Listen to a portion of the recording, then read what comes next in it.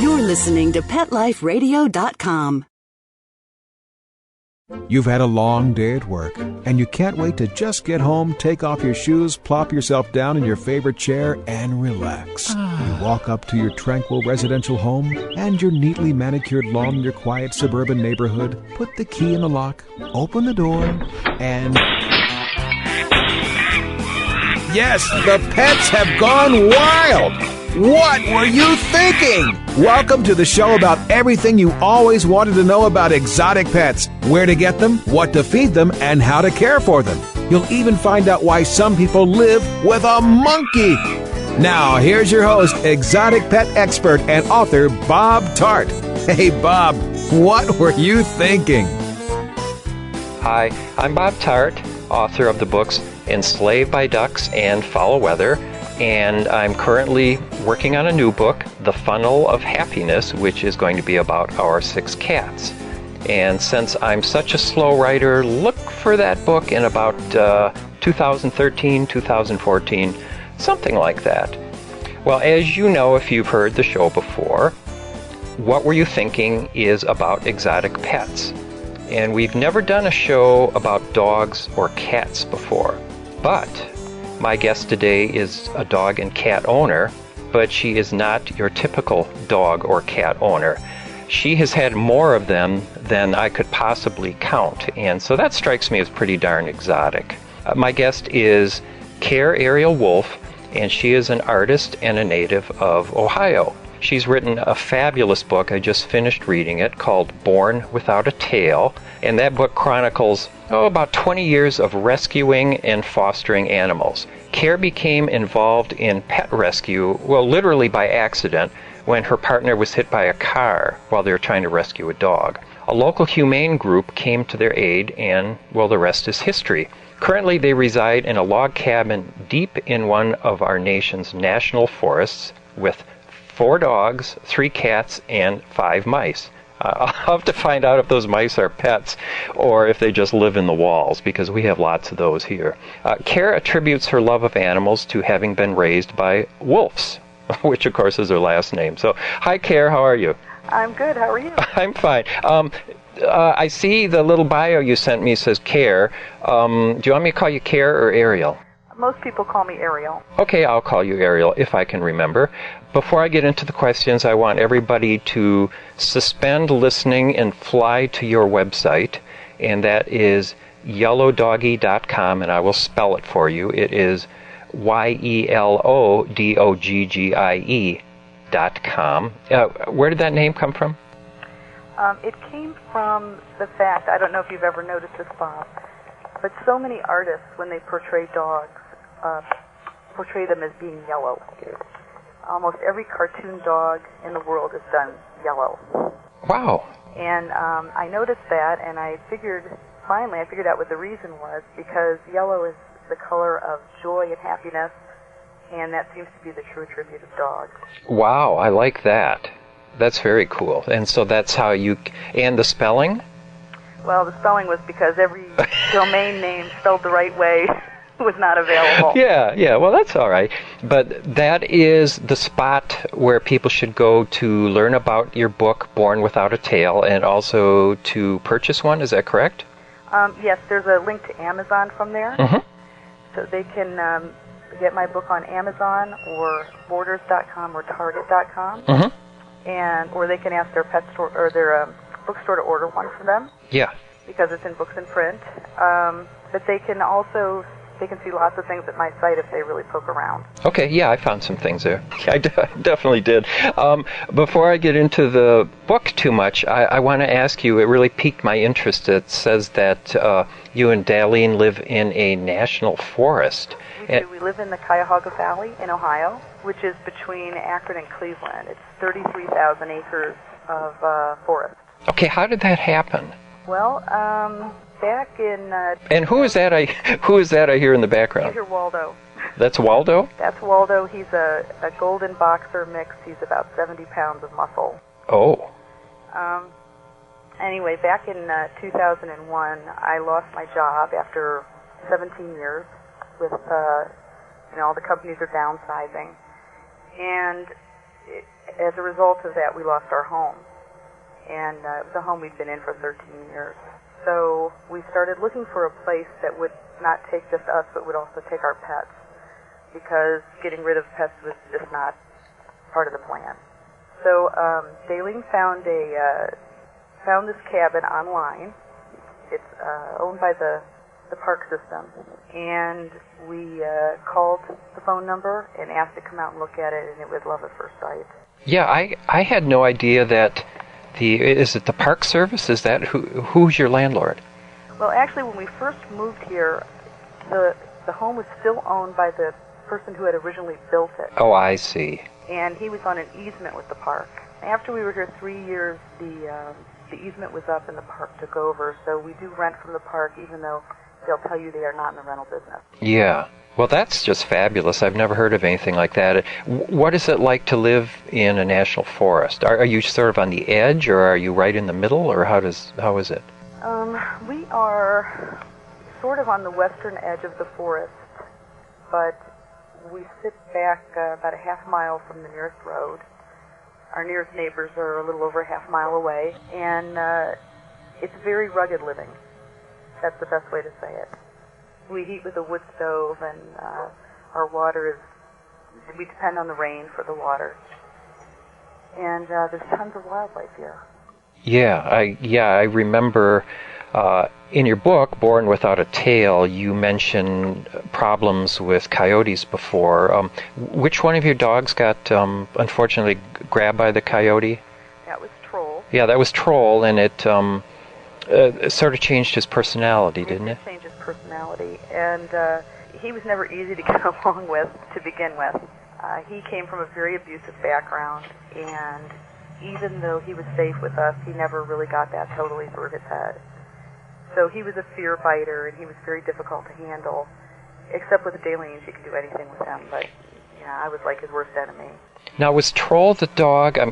There's so many wonderful animals in your book that I'm trying to remember Troll, but was he the one that the animal communicator told you about his background? Yes.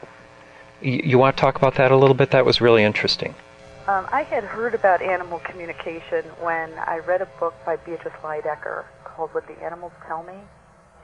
And I thought, wow, if this is really true, what a wonderful thing to be able to understand, when an animal's thinking. And we were involved with this rescue group, Valley Save a Pet, and they were having a big pet fair, and they decided to bring an animal communicator in for the pet fair. And the woman they chose is from Cincinnati. Her name is Donetta Zimmerman. You can Google her. She's an incredible person. She came into animal communication pretty much by accident. That wasn't anything planned either. She just realized one day she had this affinity. And she won't tell you that it's psychic power of any kind. She said it's really just listening and visualizing with the animal. Uh-huh. And when we found out that she was going to be at Pet Fest, we signed up right away. We wanted to take all 4 of the dogs we had at that time. And out of those, 3 of them, we had no idea what their backgrounds were. And the things she told us, Bob, were completely amazing. And it was easy to see when she was communicating with Troll why he was the way he was. And so many of the things she told us about his background, and she said he was still having nightmares, and we knew that he was having nightmares. We didn't know about what. Uh-huh. But we would often find him, crying in his sleep and cowering in the corner. And it was just really interesting to find out all those things. And the things she told you really jibed with his behavior and also the things you did know about him. Isn't that true? That's right. Yeah, I think that's amazing. That was a really good story. Yeah. I'm jumping ahead because I should ask you to describe your book. Okay. My book is really sort of a journal of about 20 years of pet rescue.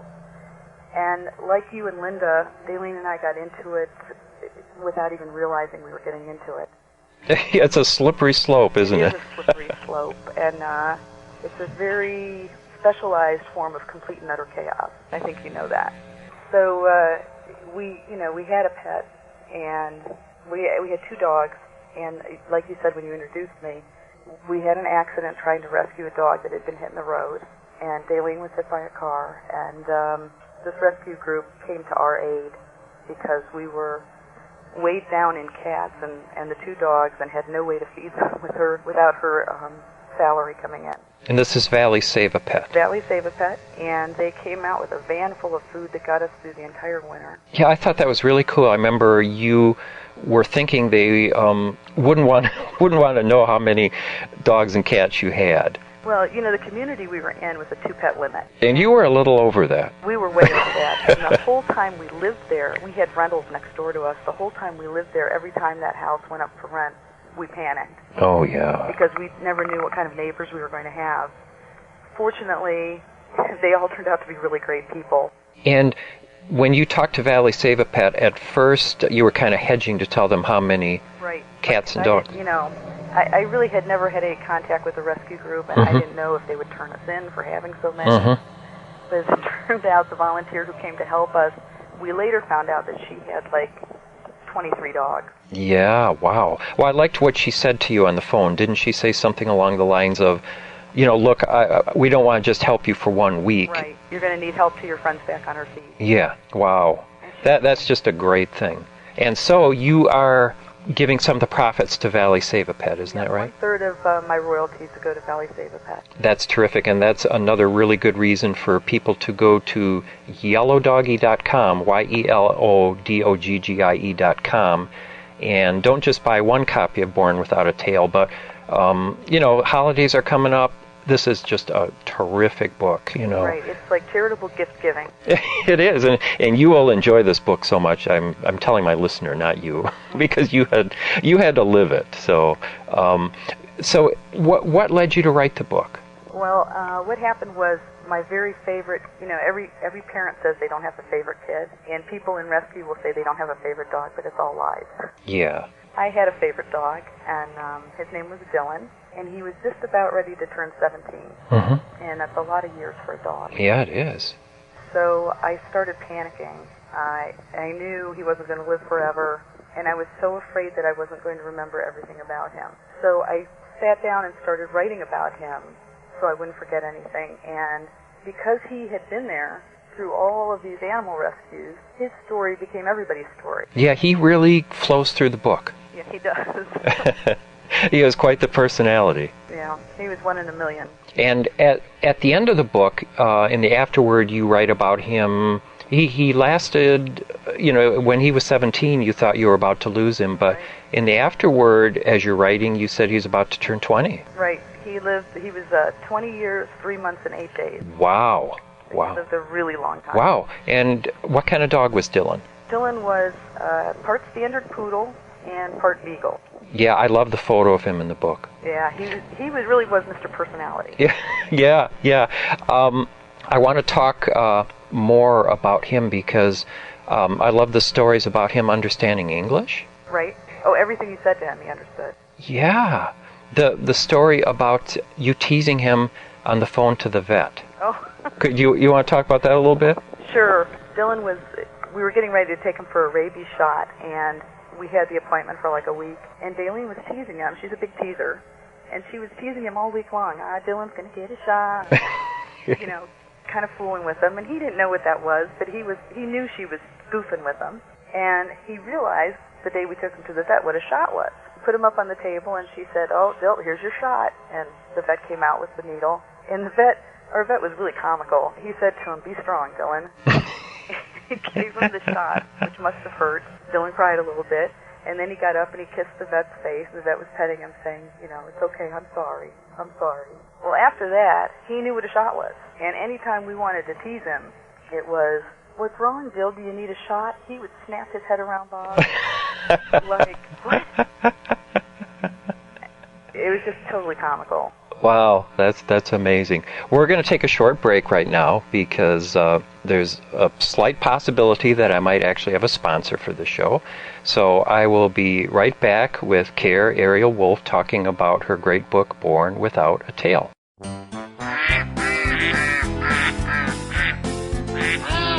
What Were You Thinking? We'll be right back after Bob gets the ducks out of his living room. Don't go away.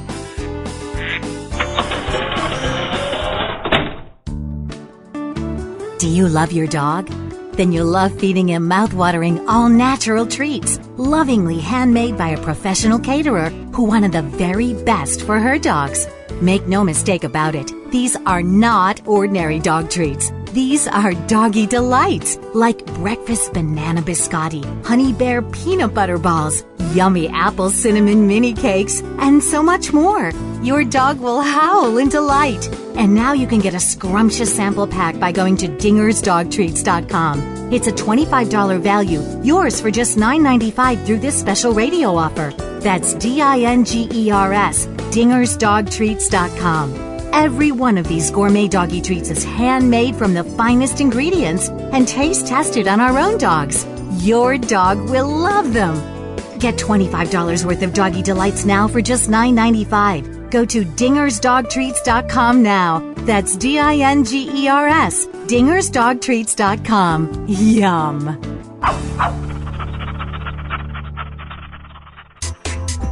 Pick up something unique at A Bone to Pick Dog Boutique. A Bone to Pick has cool hip fashions for big and small dogs that will have their tails wagging in style. Cat products too. ABONE-TO-PICK.com. Check out our eco-friendly pet products and gifts for humans too. ABONE-TO-PICK.com. Get your pet's mouth watering monthly with our Gourmet Treat of the Month Club and join A Bone to Pick's free birthday club for your puppy. ABONE-TO-PICK.com. Pick up something special for your best friend at A Bone to Pick. ABONE-TO-PICK.com. Get 10% off with coupon code PETLIFE.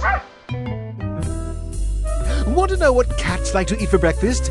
Mice Krispies, of course. Learn everything there is to know about cats on Catitude with your host, Tom Dock. Each week, we'll spotlight a cool cat breed, give up-to-date advice on cat health, and check out spiffy new cat products. So curl up on the couch every week for a perfectly enjoyable time on Catitude. Every week on demand, only on PetLifeRadio.com.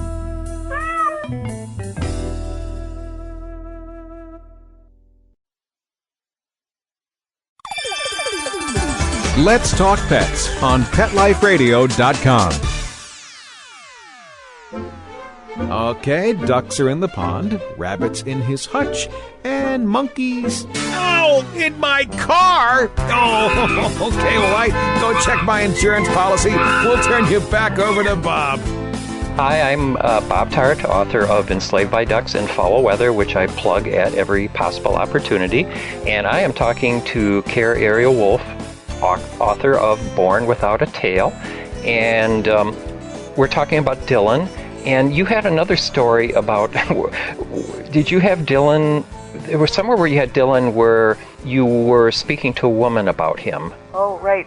We were at the pet food supermarket. Yeah, that's it. Could you tell that story? That's great. Right. And he was standing next to me, and she was fussing over him because he was really cute. And she was saying how cute he was, and he was just eating it all up. And she asked if we had any other dogs at home, and I told her, I can't remember how many there were. I think there were 4 others at home at that time. And she said, "Oh, really?" And I said, "Yeah, he's in charge." And she said, "Oh, is he the biggest?" I said, "No, actually, he's the smallest." And when I said that, he turned on me so fast, Bob, and barked at me. And it was an angry little bark, like, "How dare you?" And I just, it was so clear what he was saying to me, I just looked right at him and answered him. And I said, "Oh, I know Troll is shorter than you, but he's so much heavier than you are." Yeah. And I think the lady must have thought I was out of my mind. But it was so clear what he was saying to me. So you may, in a sense, be a communicator, well, I guess in a different sense, huh? At least with Dylan. I don't know. Sometimes I have no idea what's going on. But speaking of communication, I guess this is a form of it. There's a story in the book, too, about Daleen having a dream that proved prophetic. Daleen often has, like, prophetic dreams about animals about to come to us. And one of those animals was Troll, and another of those animals was a little dog named Bumper. She'd had a horrible dream just before morning that Troll was blind, and, by an accident.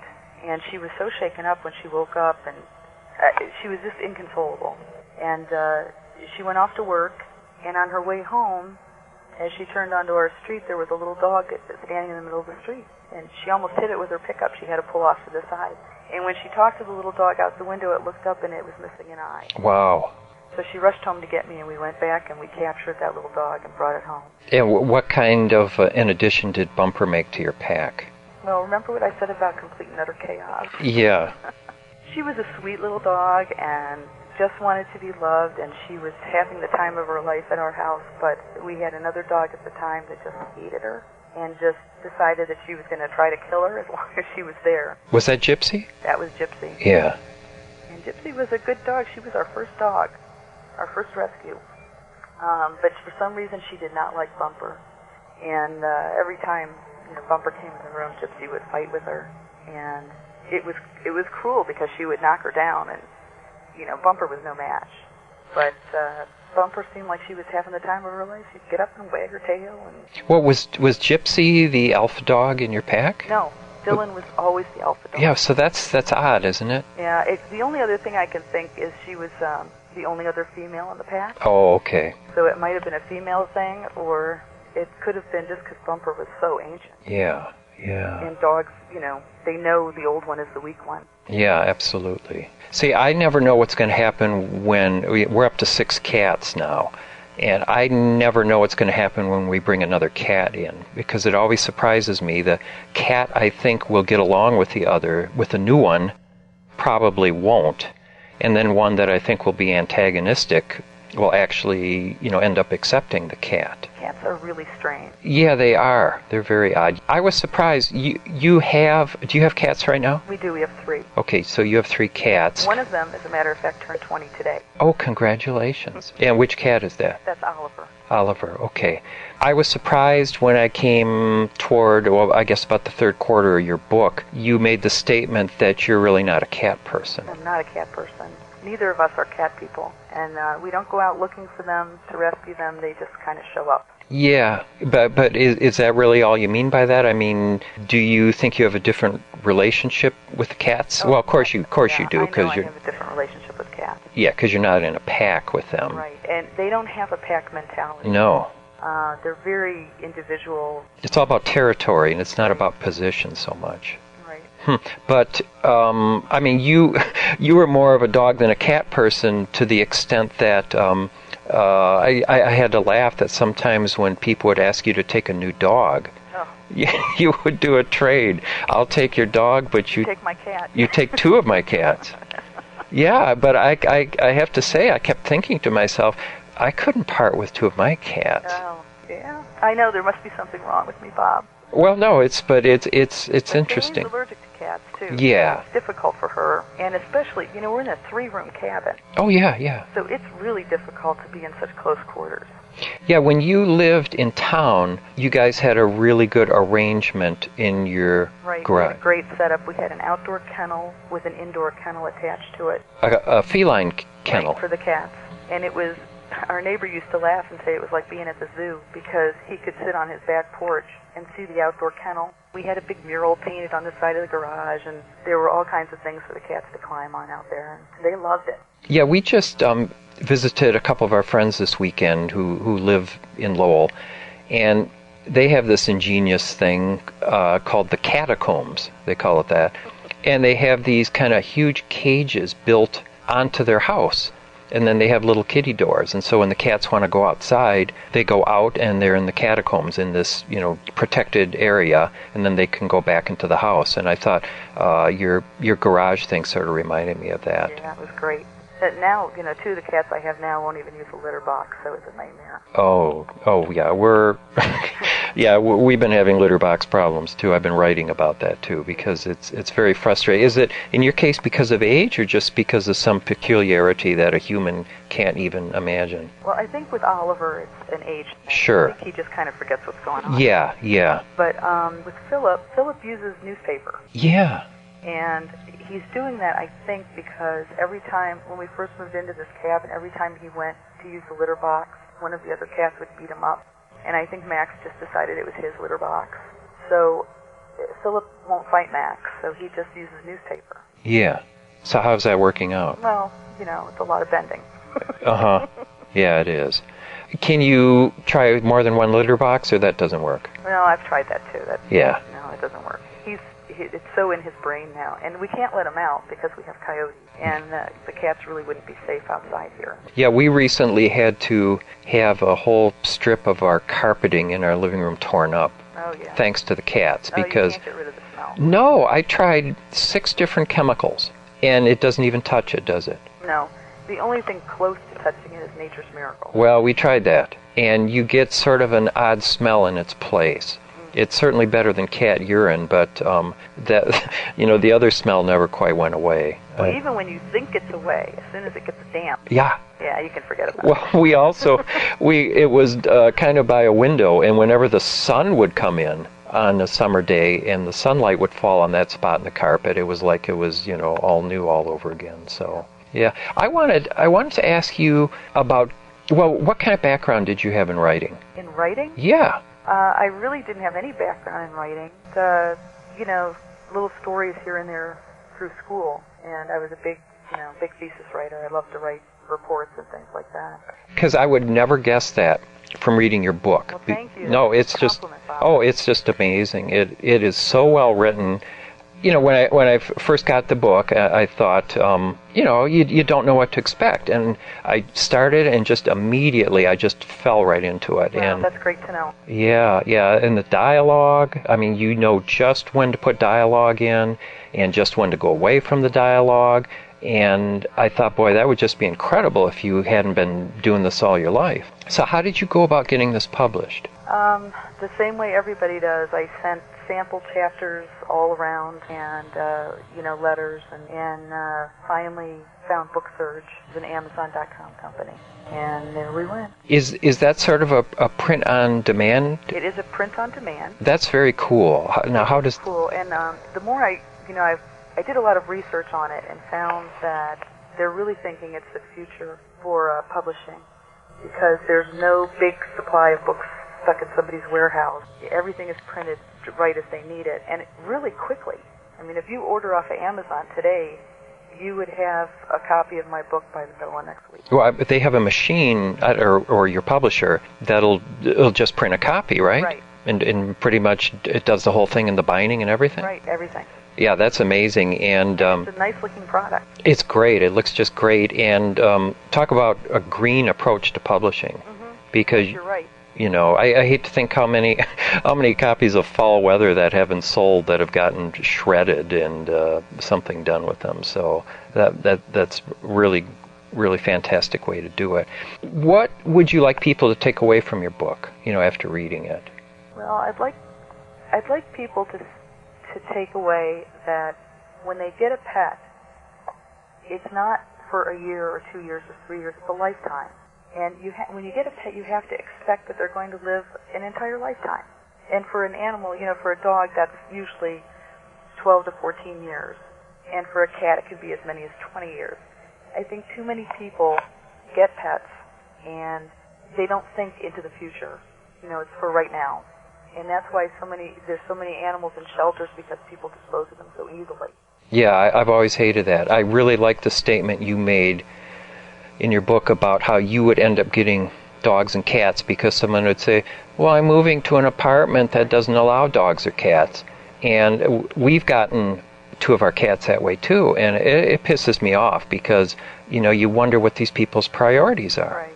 Well, when we lost our home and we had to find a place, if I called and they said no pets, I wasn't thinking about, well, we'll have to find some place for the animals to go. It was like, well, fine, then I won't rent from you. Yeah, sure. Yeah, absolutely. Do you think while you were writing the book that the process of writing it, that you got any insights into your life or into the animals that you wouldn't have had if you didn't think about them and do the book? Oh, wow, that's a great question. I think one of the insights I got was my family pretty much looked at us like we had lost our minds. And I think I was really able to see where they were coming from. Yeah. Yeah. I mean, I'd like to think it's a controlled chaos, but that's just an illusion. Yeah, but it does fall into a routine, doesn't it? I got to tell you something really funny, Bob. I wrote in my book how my brother criticized us because we had so many pets and we were having a hard time making our bills. And I had to borrow money from him a couple times. And he would always, he'd always loan it to us, but it would always be with some comment like, if you didn't have so many animals. Well, guess what? Now he has just as many as we do. Are you kidding me? No. Wow. No, he has 3 dogs, and I think they have something like 9 cats. Well, there is justice because years before I ever had any animals, I always had a little bit of a snooty attitude towards my sister Joan, who's always had a bunch of animals. And I always thought, what's she doing this for? And, look where I ended up, too. So you just never know. Well, let's mention your website again. Okay. And it is yellowdoggie.com, YELODOGGIE.com. It's a great book, Born Without a Tail, and I've been talking to Cayr Ariel Wulff, and thanks so much for being on the show. I really appreciate it. Thanks for having me, Bob. Okay.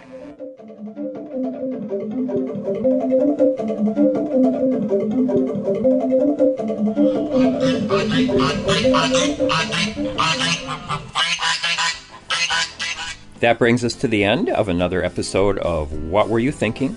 Thanks so much to my guest, Cayr Ariel Wulff, for talking about her book. If you'd like to be a guest and talk about your exotic pet, that's anything other than a dog or a cat, which is a rule we sort of violated this week, but email me at bob@petliferadio.com. bob@petliferadio.com. Describe your pets and, maybe tell me a little incident or something about them, and you might be my next guest. And if you like reading about pets, please pick up my books, Enslaved by Ducks and Foul Weather. They're about our pet birds, rabbits, cats, and of course geese, ducks, turkeys. Those are the outdoor birds. I think you'll like it. Thanks for listening, and thanks so much to our very mysterious producers who are producing this week's show from a hollowed-out pumpkin. Bye-bye. Thinking about buying a monkey? How about a ferret or a skunk? Then check out the show that will answer the burning questions. Where do you get them? What do you feed them? How do you take care of them? And most of all, what were you thinking? With exotic pet expert and author Bob Tart. Every week on demand from PetLifeRadio.com.